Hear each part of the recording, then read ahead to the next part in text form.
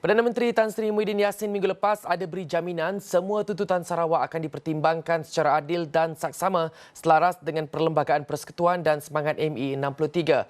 Jaminan itu disuarakan beliau dalam lawatan kerjanya ke Sarawak minggu lepas. Dan bagi melihat sejauh mana jaminan ini mampu dilaksanakan, bersedia di talian Fellow Kanan Majlis Profesor Negara, Dr. January Amir. Assalamualaikum Dr. January.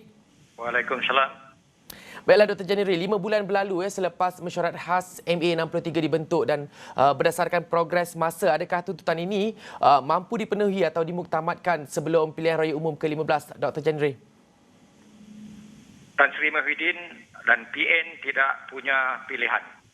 Pilihan mereka hanya satu, iaitu untuk memastikan komitmen secara tuntas, memastikan segala janji dan juga perhitungan dalam MA 63 dan melalui jawatankuasa yang telah ditubuhkan itu dapat ditunaikan segera.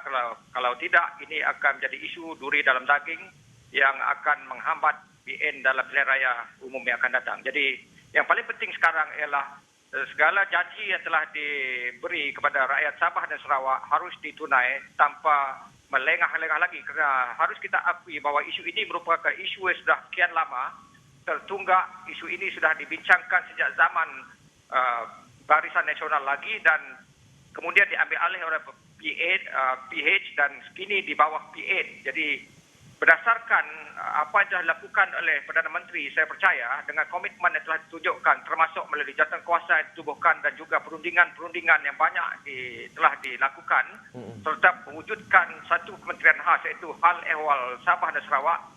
Saya percaya ini memancarkan ataupun satu manifestasi daripada komitmen Perdana Menteri untuk memastikan segala isu yang berkaitan dengan MH3 ini dapat dituntaskan menjelang pilihan raya yang akan datang. Kalau tidak, ini akan menjadi satu lagi isu yang akan terus dibangkitkan oleh pemakang dalam pilihan raya umum ke-15 nanti. Baik, Dr. January. Kunjungan Perdana Menteri ke Sabah sebelum ini juga dan disusuli lawatan kerja ke Sarawak. Dan dengan kedua-dua negeri kini menyokong Kerajaan Perikatan Nasional, adakah ini dilihat memudahkan lagi proses rundingan dan memenuhi tuntutan kedua-dua negeri, Dr. January?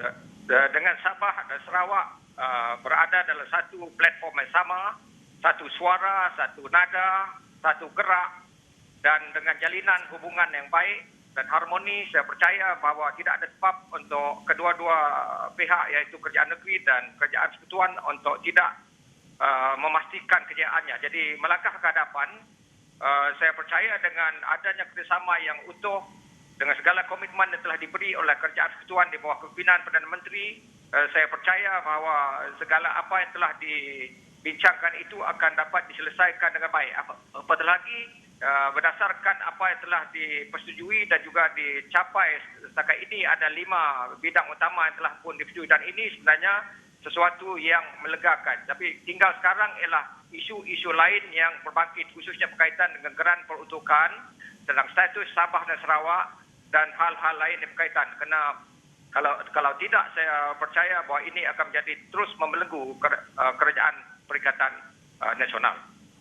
Jadi doktor, kita belum tahu lagi bila Parlimen akan kembali bersidang dan ada yang melihat ini akan menghalang pindaan perlembagaan berkaitan MA 63 ini untuk disegerakan kerana apapun ia tetap perlu dibentangkan di Dewan Negara bagi mendapatkan sokongan majoriti ahli Parlimen. Jadi pandangan doktor bagaimana doktor? Adakah ia boleh terus dibincangkan?